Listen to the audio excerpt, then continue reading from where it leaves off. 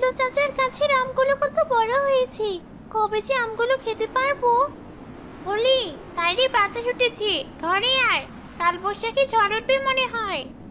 এতদিন তো এই ঝড়ের অপেক্ষাই করছিলাম। কবে একটা বড় কাল বৈশাখীর ঝড় আসবে আর আমগুলো খেতে পারবো আমরা।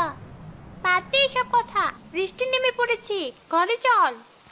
বলি, আম গাছের নিচে আম কুড়াতে যাবি না?